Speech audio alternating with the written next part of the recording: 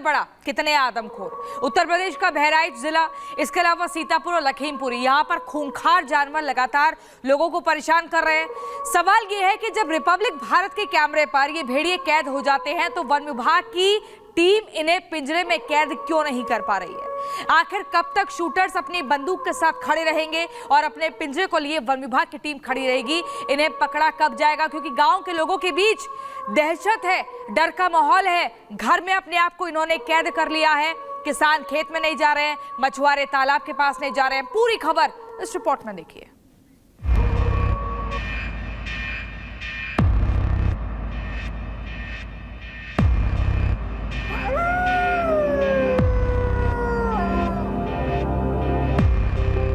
Republic Bharat के कैमरे में कैद आदमखोर। पहले सामने आया भेड़ियों का सरदार, अब दिखे झुंड के बाकी खूंखार।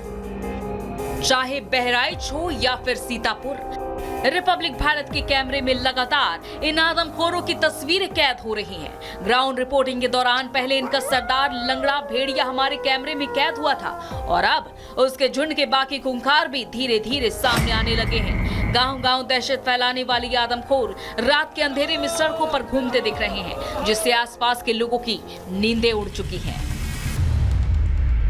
कई बच्चों को अपना निवाला बनाने वाले, कई इंसानों का शिकार करने वाले ये आदमखोर अब भी लगातार हमले कर रहे हैं। अलग अलग गांव में घरों में घुसकर आतंक मचा रहे हैं। बीती रात भी सीतापुर के पकरिया गांव में आदमखोरों ने घर में बंधे मवेशी पर हमला कर दिया।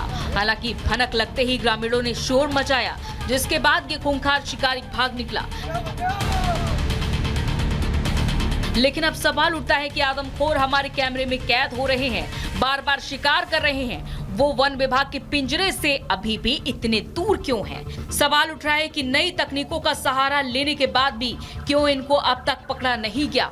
सवाल उठ रहा है कि दिन रात जवानों की गश्त के बाद भी ये भेड़िए उनकी नजरों से कैसे बच रहे हैं? सवाल उठ रहा है कि ड्रोन, थर्मल सेंसर और इनकी ट्रैकिंग के बाद भी आदमखोर कैसे अब भी घरों में घुसकर हमले कर रहे हैं?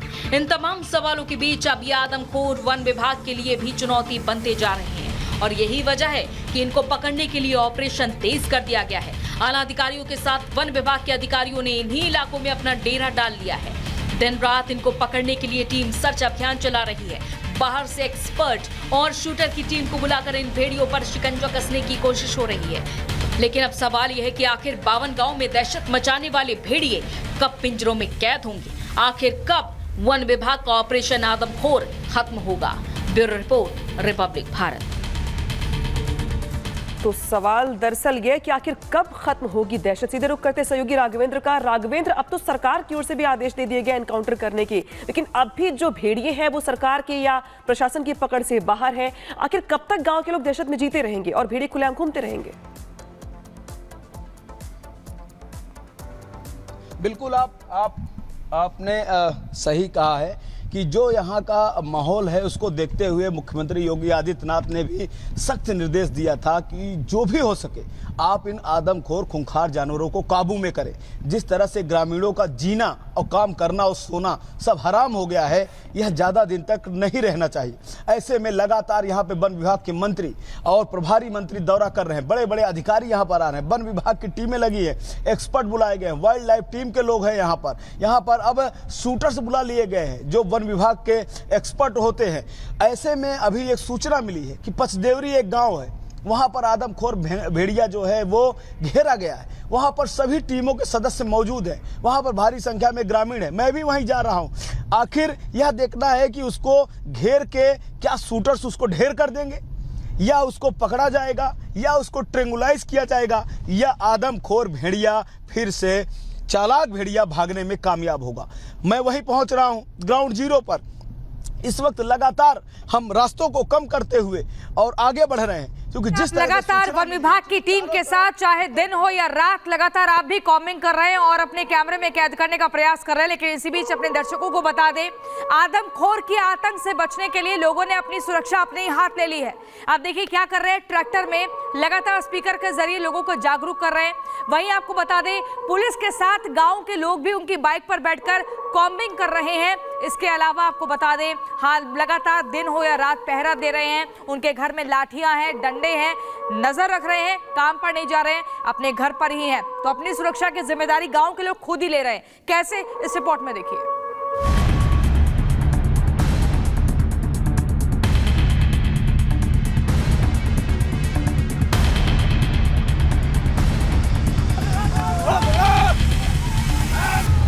सावधान रहे, सावधान सावधान सावधान। रात के अंधेरे में आदमखोर की आहट, बहराइच से लेकर सीतापुर तक फैली दहशत। वन विभाग की कड़ाई, घर के अंदर सोने में ही भलाई। डरे नहीं, सावधान रहे, खुद सचेत रहे और औरों को भी सचेत करें। सावधान सावधान सावधान। मतलब साफ है कि जीना है तो जाग जाओ, सावधान रहो, सतर्क रहो, क्योंकि आदमखोर कब कहां किसको निवाला बना ले किसी को नहीं पता। कब कहां कोई उसका शिकार बन जाए, कब कहां ये आदमखोर किसी के दरवाजे पर दस्तक दे दे, कोई नहीं जानता। यही वजह है कि गांव की नींद उड़ गई है। यहाँ के लोग रात भर जागकर अपनी सुरक्षा खुद कर रहे हैं, खुद हाथों में लाठी डंडे लेकर सबको सतर्क कर रहे हैं। वन विभाग के कर्मियों के साथ मोर्चा संभाले हुए हैं, क्योंकि अब जान पर बनाई है। आदमखोर खूंखार भेड़ियों से बचने के लिए गांव वाले लगातार गश्त कर रहे हैं और लगातार वन विभाग की टीम जागरूक भी कर रही है। आप देखिए इस ट्रैक्टर पर किस तरह से एक लाउड स्पीकर के द्वारा गांव वासियों को बताया जा रहा है कि आपको लापरवाही नहीं करनी है। आप सुनिए कि आखिर क्या कहा जा रहा है। जी हाँ, डरे नहीं, सावधान रहे, खुद सचेत रहे और औरों को भी सचेत करें। सावधान सावधान सावधान। आप सभी ग्रामवासियों को सचेत किस तरह का अलर्ट किया जा रहा है। साथ ही आप देखिए ये वन विभाग के जवान हैं, उत्तर प्रदेश पुलिस के भी जवान हैं, और ग्रामीण देखिए मोटरसाइकिल पर डंडे लेकर मोटरसाइकिल से लगातार ये गश्त कर रहे हैं।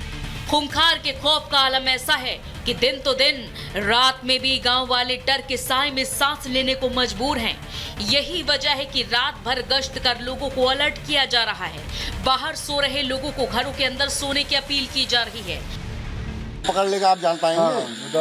ये जिंदगी बहुत कीमती है, इसको बचा के क्या करोगे? जिंदगी खराब बिल्कुल है। ये जिंदगी दोबारा नहीं मिलनी है भैया। ये बहुत आपसे निवेदन है, हाथ जोड़ के। अरे नहीं लेटे, छत पे लगा लीजिए, अंदर लगा लीजिए, हम लेटे नहीं है।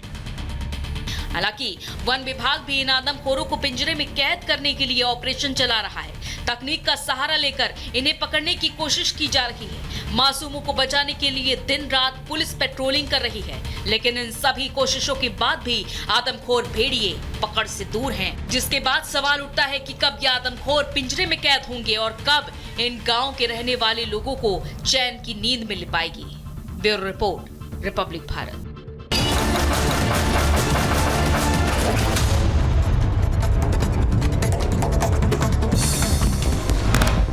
केरल के मुन्नार में बाढ़ में फंसे 9 लोगों का रेस्क्यू, जेसीबी की मदद से लोगों को बचाया गया। कई घंटों तक फंसे थे 9 लोग। गुरुग्राम में भी बारिश के बाद बाढ़, सड़कें हुई जलमग्न। खराब मौसम के कारण लोगों की आवाजाही हो रही है परेशानी। वाराणसी में बाढ़ से बुरा हाल, गंगा किनारे रहने को मजबूर हुए पुजारी, लोगों की मदद में जुटा प्रशासन। तेलंगाना के भद्राचलम में लगातार बढ़ रहा गोदावरी नदी का जलस्तर, बारिश के बाद जलस्तर में लगातार बढ़ोतरी हो रही है। जोधपुर में भी दिखा मूसलाधार बारिश का असर, खराब मौसम के कारण उड़ान संचालन बाधित रहा। मुंबई के कई हिस्सों में हुई बारिश, किंग्स सर्कल इलाके की तस्वीरें सामने आई, इलाकों में भरा पानी। चीन में मौसम की मार से मचा हाहाकार, हांगकांग में तूफान के बाद आई भारी बाढ़ के पानी में बह गई एक लड़की। उत्तर पश्चिमी चीन के किंगहाई और गांसू में भारी बारिश हुई, मूसलाधार बारिश के बाद कई जगहों पर बाढ़ जैसे हालात दिखाई दिए। फ्रांस में भारी बारिश से बाढ़ जैसे हालात, सड़कें बनी दरिया, डूबी नजर आई गाड़ियां। बहराइच में फिर दिखा आदमखोर भेड़िया, रिपब्लिक के कैमरे में कैद हुई तस्वीर। यूपी के कौशाम्बी में भेड़ियों का आतंक, भेड़िए ने 3 लोगों पर हमला कर घायल किया। इलाके में दहशत, लोगों ने एक जंगली जानवर को मार गिराया। यूपी के बहराइच में इंसान नहीं मिलने पर बकरी ने भेड़िए को बनाया निशाना। एक ही रात में 3 हमलों से दहशत में लोग। यूपी के कौशाम्बी में भेड़िए ने युवक पर किया हमला। गांव के लोगों ने भेड़िए को पीट-पीटकर मौत के घाट उतारा। यूपी के लखीमपुर में बाघ से इलाके में दहशत। खेतों में दिखे बाघ के पैरों के निशान। बाघ के गांव के अंदर घुसने की आशंका। बहराइच में एक बार फिर दिखा आदमखोर जंगली जानवर। बीच सड़क पर बैठे हुए नजर आया आदमखोर। बहराइच में आदमखोर का आतंक जारी। लोगों को वन विभाग के कर्मचारी कर रहे हैं जागरूक। पुलिस भी लगातार कर रही है पेट्रोलिंग। लोग लाठी डंडे देकर दे रहे हैं पहरा।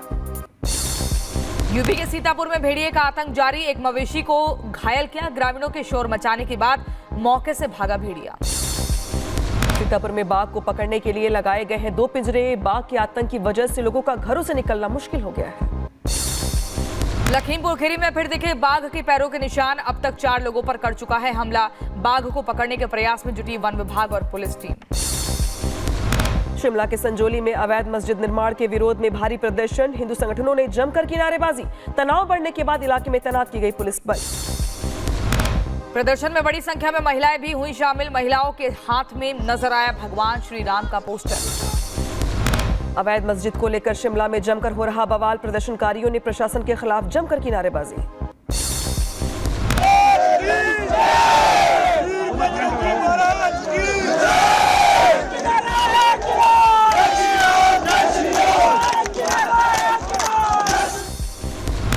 मस्जिद विवाद पर सीएम सुक्खू का बयान। कहा कानून तोड़ने वालों पर एक्शन होगा। प्रदेश में सभी लोग एक समान।